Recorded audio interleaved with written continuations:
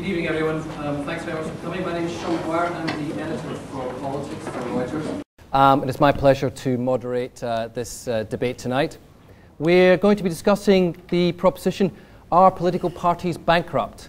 The economic emergency in the next election.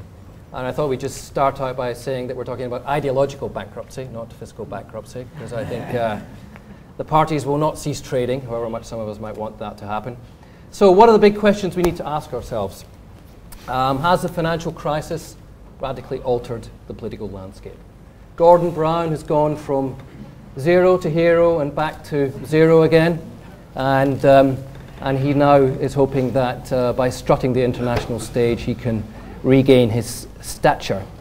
David Cameron's Tories have become the Bash the Banker party, and surprise, surprise, the Liberal Democrats with Vince Cable have become the voice of reason and sanity.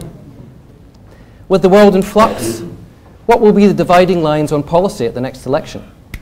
Can Labour persuade the electorate to overlook the fact that they've been in charge for the last 12 years, presiding over the boom and bust that Gordon Brown swore would never happen again?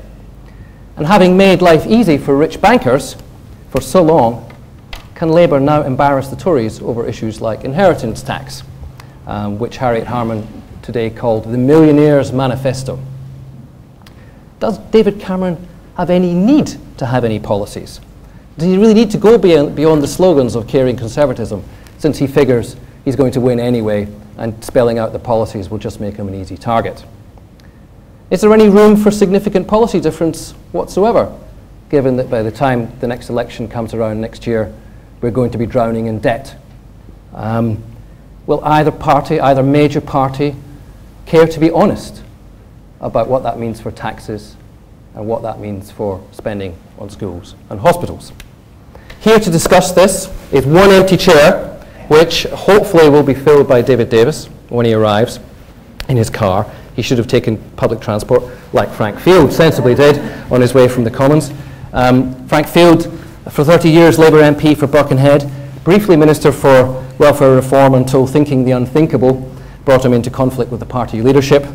Never shirks from criticising his own party, and he recently called for acceptable behaviour contracts for the super rich. Nick Cohen of The Observer, a noted author and critic, whose latest book, Waiting for the Etonians, reports from the sickbed of liberal England, has just been published. Nick describes himself as being of the sceptical left, and he recently wrote that Britain under Brown feels like a morbid country stuck between a lost past and an unrealisable future, with a glowering leader unable to move because he is paralysed by the weight of his own history. And finally, Douglas Murray, author and director of the Centre for Social Cohesion, a think tank that studies domestic radicalisation and extremism. Douglas describes himself as a liberal interventionist. He's attacked David Cameron, Conservatives, as lacking substance.